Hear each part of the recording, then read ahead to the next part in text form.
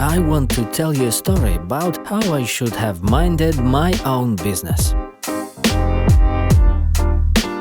I have a slight job as a computer repair technician. Sometimes I work at my clients' homes and sometimes they have their computers delivered to me. One day a woman contacted me. She splashed some kind of liquid on her husband's notebook and wanted me to fix it before her husband came back from his trip.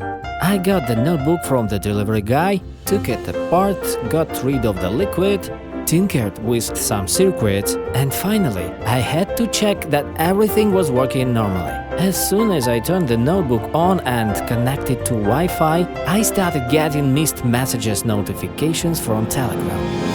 I had no intention of reading those messages, but there were so many notifications turning on the screen that they prevented me from doing my job properly. I just wanted to close a new notification, but instead I accidentally opened the whole chat. I don't want to mention all the details, but that's how I learned that the woman's husband was exchanging intimate photos with another man. Of course, if he was the one who wanted to repair his computer, he would have closed all the messengers beforehand. But his wife had been too afraid to turn on the notebook after splashing liquid on it. She was afraid of causing even more damage. At first, I thought it was none of my business and just sent the notebook back to the woman through delivery services. But I couldn't forget the story and finally decided to do something.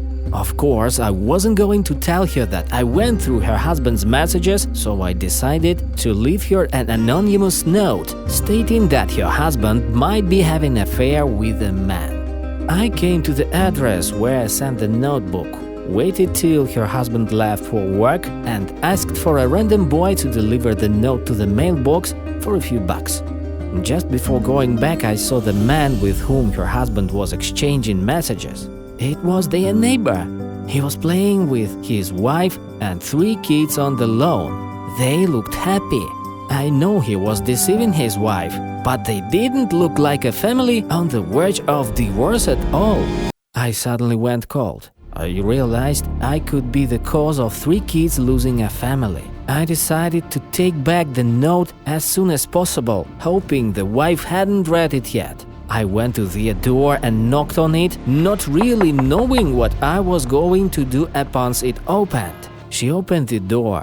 I mumbled something about getting the wrong door and the wrong mailbox and wanting to take back the note. She picked up the note from the floor and was ready to give it to me when she noticed her name on it. She didn't understand what was happening and asked me to wait outside. Maybe it would be better if I had left then. I don't know what I was hoping for. She opened the door again and told me to come in. Now she recognized me. She saw my profile picture when we were chatting about repairing her notebook. It seemed she connected the dots, so she asked me directly what I had seen in her husband's computer.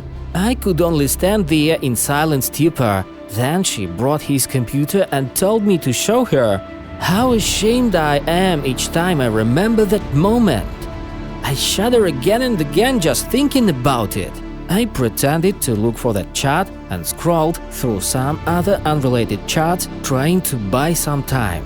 And suddenly I saw a chat between her husband and his pal where he told him, "Suck my dick," clearly meaning it as "piece off."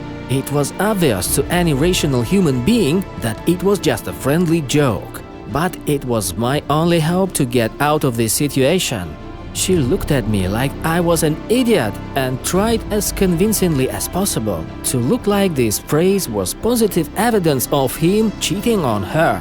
She listened to my nonsense explanation for about 30 seconds and demanded that I leave her house immediately before she called the cops. I felt so stupid at that time.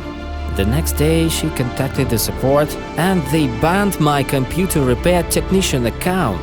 And to think that I spent several years on building on a reputation there, to this day, I can't decide if what I did was right or wrong.